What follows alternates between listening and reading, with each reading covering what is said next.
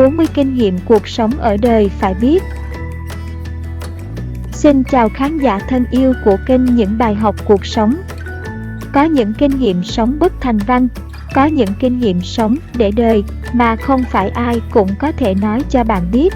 Trong đó có 40 kinh nghiệm cuộc sống dưới đây. Mời các bạn cùng xem.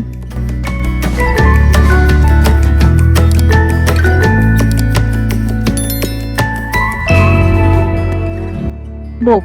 Đừng trút giận lên người khác. Chấp nhận mỗi người đều có lúc xuống tinh thần, không nên làm trầm trọng hóa vấn đề và trút nỗi bực dọc lên người khác. Điều này chỉ khiến cho tình hình trầm trọng thêm và gia tăng sự bực mình. Thay vào đó, hãy dựa vào bạn bè để xua đi sự khó chịu và lấy lại vui vẻ. 2. Đừng bận tâm đến sự đổ vỡ. Chấp nhận sự đổ vỡ như một phần không thể thiếu của cuộc sống. Không phải ai cũng lấy được người đầu tiên mình yêu, bạn có thể cũng không phải là một ngoại lệ. Thay vì bực tức, hãy nghĩ đến tương lai, làm một việc gì đó có ích cho bản thân. Nỗi buồn sẽ trôi qua và bạn lại có một tình yêu mới. 3. Dựa vào người khác sẽ không bao giờ có thể khá lên được. Con người chỉ có thể cầu cứu chính mình, bất cứ ai cũng không đáng tin cậy. Trên thế giới này, không có người đáng tin, ngay cả cha mẹ, con cái cũng đều không phải là chỗ dựa cho bạn. Chỉ có bản thân bạn mới là chỗ dựa vững chãi nhất cho chính mình.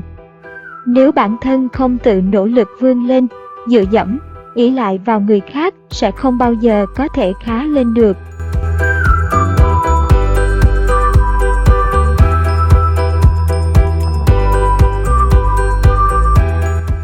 4. Bợ đỡ, nịnh hót là điều hết sức bình thường. Thực ra, trong các mối quan hệ giữa người với người, bợ đỡ, nịnh hót là điều hết sức bình thường. Nếu đơn thuần chỉ chú trọng đạo nghĩa, không màng bợ đỡ, nịnh hót, sẽ rất khó tránh khỏi thất bại. 5. Phong thái quyết định tầm cao. Phong thái, tri thức, tầm nhìn và lòng dạ của mỗi người không giống nhau. Muốn thành công, muốn xây dựng nghiệp lớn, đầu tiên cần phải trau dồi bản thân, mênh mông giống như biển lớn. 6. Tránh chữ biết rồi khi người khác đang nói. Nó giống như tôi biết rồi, anh im đi. Đây là một cách dập tắt hứng khởi của người đang nói và đào một hố sâu ngăn cách giữa hai người.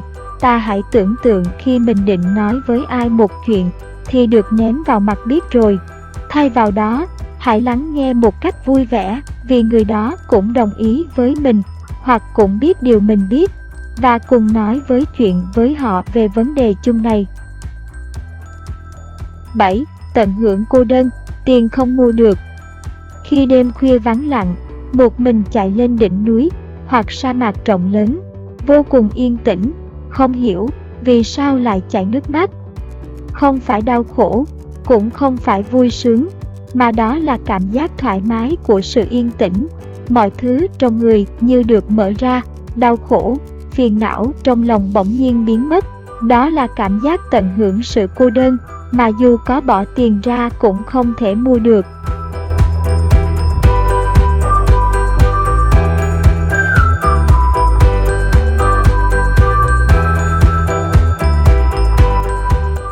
8. Linh hoạt mới tự tại.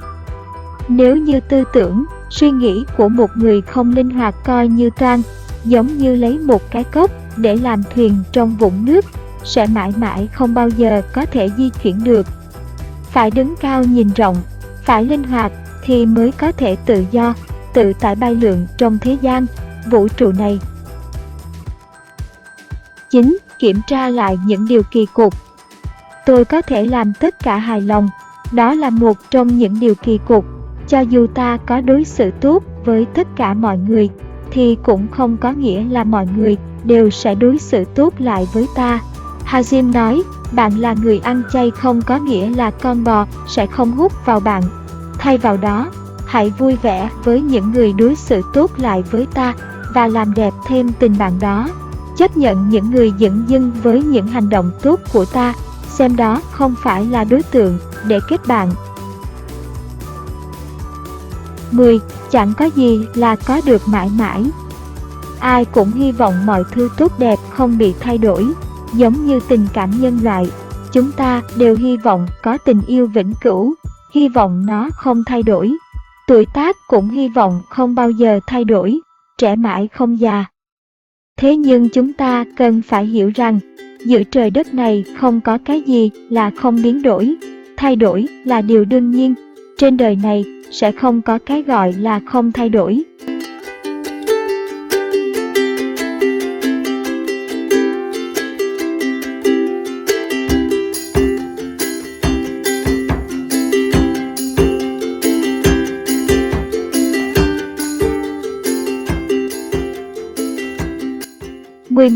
Muốn nên nghiệp lớn nhất định phải linh động. Những người vĩ đại trong lịch sử. Loại 1 là lãnh đạo trí tuệ, biết biến đổi như thế nào trong bước tiếp theo, luôn luôn đứng trước sự biến đổi. Loại 2 là tùy cơ ứng biến, bạn thay đổi tôi cũng thay đổi. Loại 3 là người khác thay đổi rồi mà vẫn đứng yên một chỗ. 12. Tập thiền như một cách lấy lại tinh thần. Con người ai cũng không tránh khỏi những suy nghĩ dài vô tận, những lo âu về công việc, về bạn bè và cả về bản thân. Nếu ta không biết dừng những suy nghĩ này lại, thì bộ óc của ta sẽ quá tải và buông, ta sẽ bị stress, mọi chuyện sẽ càng rối tung lên. Thiền sẽ là một cách rất hay mà bất cứ ai cũng có thể áp dụng được để giảm tải cho bộ óc. Ngồi ở một nơi thật yên tĩnh, đừng suy nghĩ đến bất cứ một chuyện gì, và hãy thở thật sâu, ta sẽ thấy dễ chịu và đỡ căng thẳng hơn. Cuộc sống sẽ trở nên thoải mái và đầy niềm vui. 13. Ép buộc bản thân bằng tín ngưỡng. Tôi phát hiện những người có tư tưởng tín ngưỡng, thành tựu của họ tuyệt đối không giống như những người bình thường. Lúc bạn không ép buộc bản thân cũng chính là lúc bạn dễ bị thất bại nhất. 14. Năng lượng của sự sống đến từ tỉnh thái. Năng lượng từ đâu mà đến? Đến từ tỉnh thái, đến từ hư không. Tại sao chúng ta bận rộn đến đêm phải ngủ? Đó là bởi con người cần phải ở trạng thái tĩnh, đầu óc cần phải được nghỉ ngơi, không nghỉ ngơi không được. Con người chúng ta thường hay lãng quên tỉnh thái và phung phí bản thân trong động thái.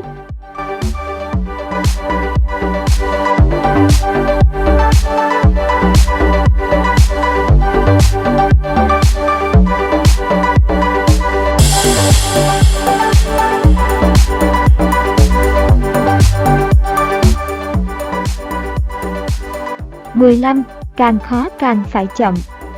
Có những lúc xử lý một vấn đề khó, suy nghĩ mãi mà không thể tìm ra cách giải quyết. Đột nhiên tư tưởng bản thân lên tiếng, làm như thế này có thể giải quyết được vấn đề.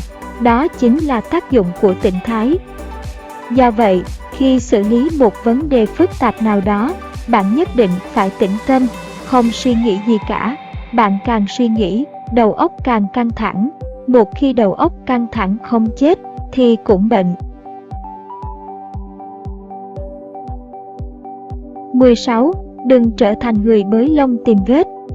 Đây là điều dễ làm và dễ gặp nhất ở mỗi người. Luôn tập trung vào những sai sót, khuyết điểm của người khác và của chính bản thân. Cường điệu những sai sót này lên bằng cách chê bai và ca thán. Khi đó ta sẽ luôn cau có và khó chịu, và có một niềm vui ảo tưởng khi tìm ra một điểm yếu của người khác. Thay vào đó, chấp nhận những khuyết điểm đó như một phần không thể thiếu của mỗi người. Tập trung vào những điều tốt của họ cũng như của bản thân ta. Nếu như đó là một người ta chưa tìm thấy điểm tốt hoặc có thể không có điểm tốt đối với ta, thì đó hiển nhiên là người không phải để ta bận tâm. 17. Tu dưỡng thực sự là rèn tâm giữa hồng trần. Tu dưỡng không chỉ có ở trên núi, trong chùa, mà có cả trong xã hội, trong cuộc sống. Dù bạn làm nghề gì cũng phải mang sự tu dưỡng của mình vào trong công việc, rèn tính đối với công việc, rèn tâm đối với con người. Đừng sợ gặp phải nghịch cảnh hay chướng ngại. bởi đó mới là thứ giúp bạn rèn tâm tính, nâng cao đẳng cấp của bạn, tăng trưởng trí tuệ của bạn.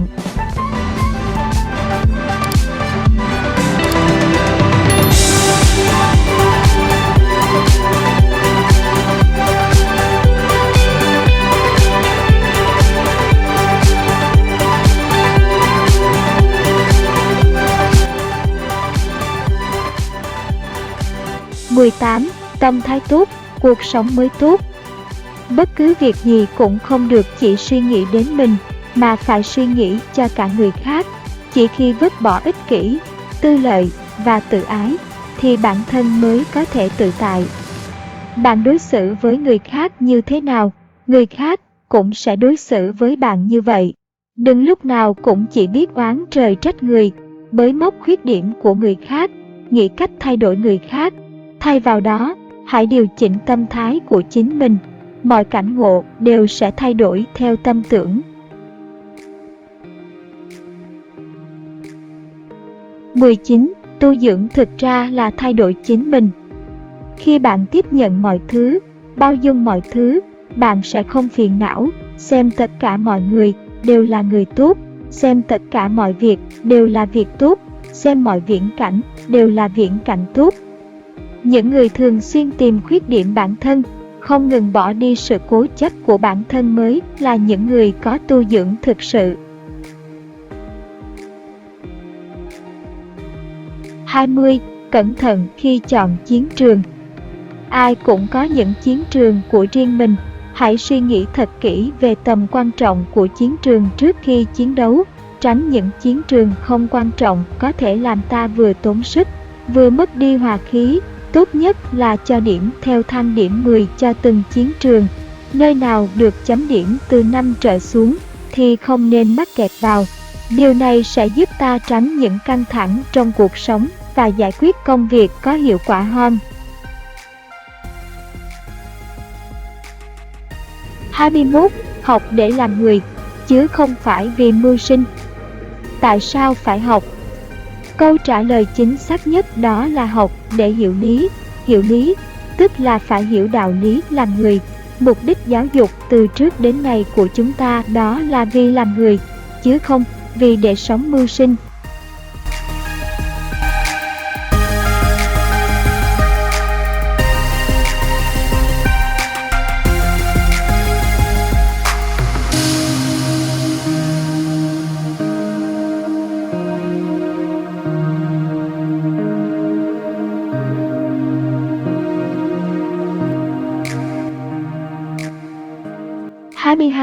Đi lại nhiều với những người có ích cho bản thân.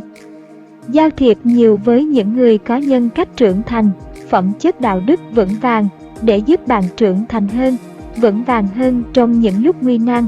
Đi lại nhiều với những người lớn tuổi, bạn sẽ học được rất nhiều học vấn kinh nghiệm. 23. Chịu ơn mình thì quên, chịu ơn người thì không được quên. Làm ơn chớ nghĩ, chịu ơn chớ quên. Không cần thiết phải ghi nhớ những ơn huệ mà mình đã giúp người khác, nhưng nếu chịu ơn, được người khác giúp đỡ, dù chỉ là một chuyện nhỏ, cũng phải ghi nhớ suốt đời. 24. Biết đủ là giàu. Biết đủ là giàu, mọi thứ chỉ cần đủ là được. Làm người không nên quá tham, tham thì thâm, càng tham càng hại. Chỉ có biết đủ mới an nhàn, thảnh thơi. 25. Làm người phải biết bổn phận. Làm người cần phải biết bổn phận của chính mình. Mọi việc phải tận hết trách nhiệm, tận hết bổn phận mới không hổ thẹn với lương tâm. 26. Chấp nhận lỗi lầm của mình. Ta sẽ rất bực nếu một người bạn cứ chối trong khi lỗi của họ đã rõ. Đáng buồn, điều này xảy ra rất thường xuyên. Con người có thể thấy lỗi lầm của người khác một cách dễ dàng, nhưng ít khi chấp nhận lỗi lầm của mình. Khi ta không biết bơi thì đi học bơi, không thể ngồi nhà để người khác không biết điều đó. Nếu ta biết chấp nhận lỗi của mình, ta sẽ mau tiến bộ hơn và càng được mọi người yêu quý.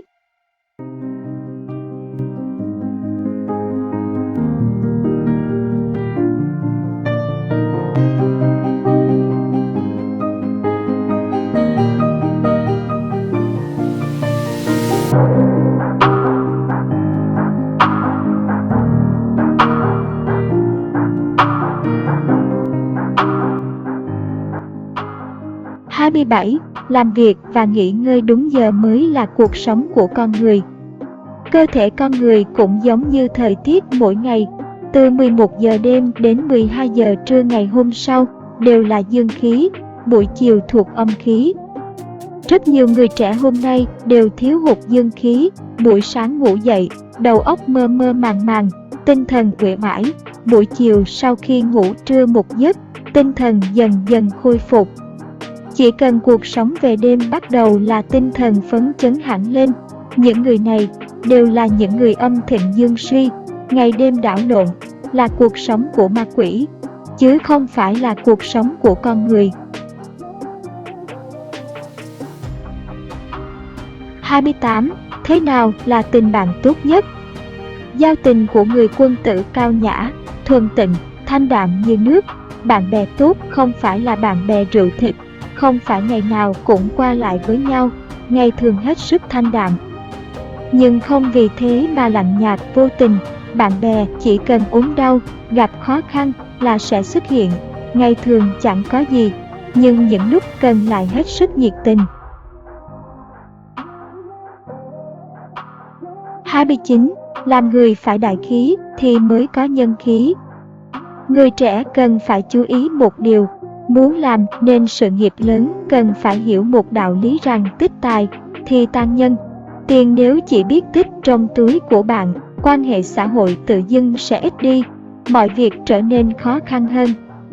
Một khi tiền trong túi bung ra, giải quyết khó khăn cho người khác, tiền mất, nhưng lại thêm bạn bè, thêm quan hệ, có khó khăn, tự nhiên sẽ có người ra tay giúp đỡ. 30. Chân lý đối nhân xử thế. Đối với bản thân phải nghiêm khắc, nhưng đối với người khác không thể nghiêm khắc như đối với chính bản thân mình. Đối nhân xử thế là như vậy, bạn đối xử tốt với người trên, kẻ dưới, tự nhiên sẽ bớt trách móc và oán hận. Thế nhưng, thực tế lại hoàn toàn ngược lại, yêu cầu nặng nề với người khác, yêu cầu nhẹ nhàng với bản thân, tha thứ cho người khác khó hơn lên trời, tha thứ cho bản thân lại dễ như trở bàn tay.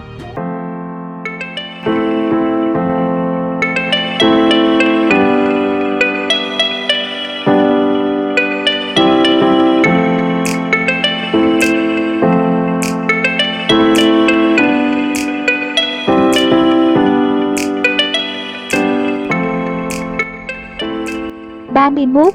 Vui vẻ vì người khác. Bạn có thấy vui khi bạn của bạn gặp chuyện vui?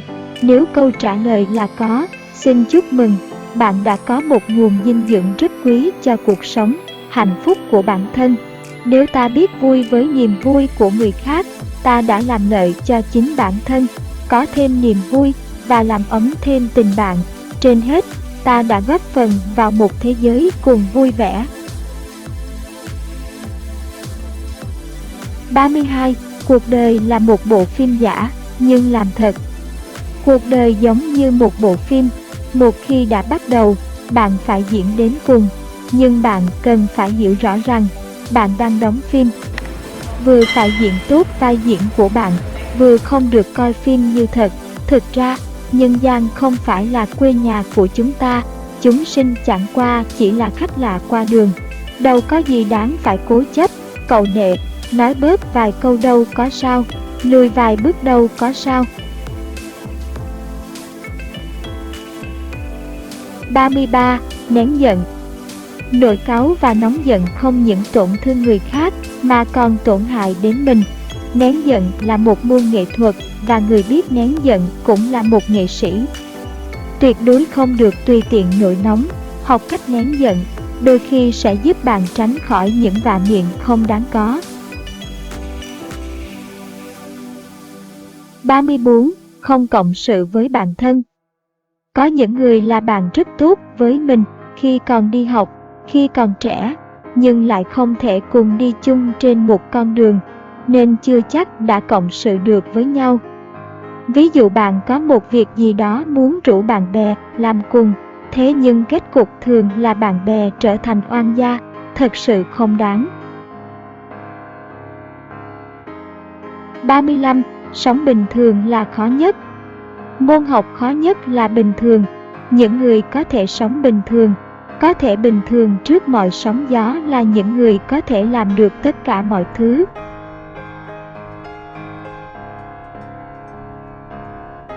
36.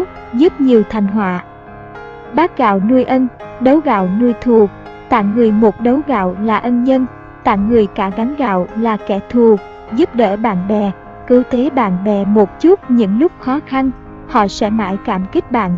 Nhưng nếu giúp nhiều quá, họ sẽ không bao giờ thấy đủ. –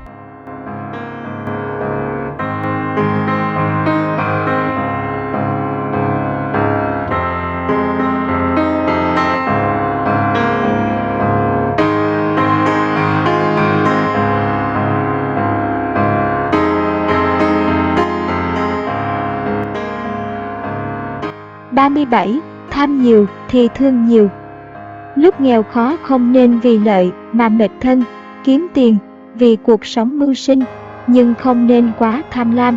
Người chết vì ham tiền, tham lam quá không những tổn hại sức khỏe, mà còn nguy hiểm đến tính mạng. –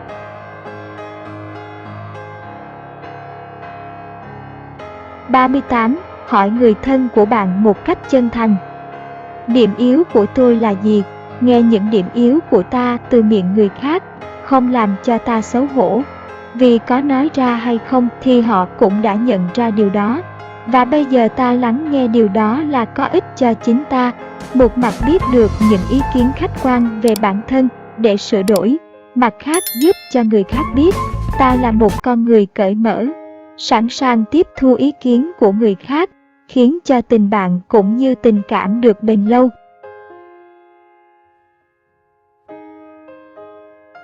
39. Buông nhưng không bỏ.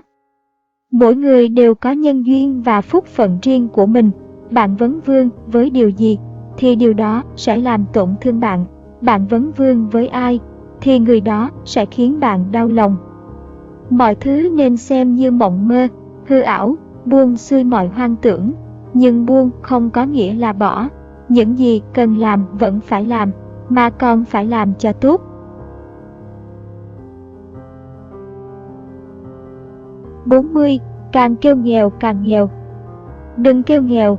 Những người kêu nghèo là những người có tướng nghèo. Kêu nghèo là vì không biết đủ, hoặc những lúc cần phải bố thí nhưng không nỡ bỏ tiền nên kêu nghèo. Chính vì cứ mãi kêu nghèo nên cái nghèo bủa vây, càng kêu càng nghèo. Con người muốn phú quý, đầu tiên phải biết đủ. Biết đủ là tướng thành công. Khi mọi thứ đều biết đủ, cuộc sống sẽ ngày càng phú quý. Ngược lại, nếu không biết đủ, sẽ ngày càng nghèo.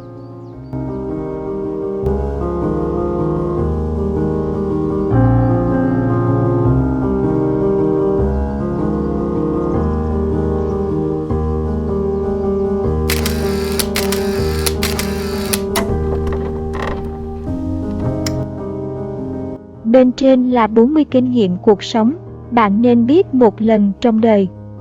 Hy vọng rằng bạn sẽ nghe nó mỗi ngày để thấu cảm cuộc sống và rút được ra những kinh nghiệm riêng cho mình, giúp cho cuộc sống của bạn tốt đẹp hơn. Cuối cùng, cảm ơn bạn đã xem hết video này. Nếu thấy hay hãy like, và muốn đóng góp ý kiến đừng ngại hãy ấn vào comment. Còn nếu bạn muốn xem tiếp video hay hơn, ý nghĩa hơn, thì hãy ấn vào đăng ký kênh, để khi có video mới được xuất bản bạn sẽ là người đầu tiên được xem nó.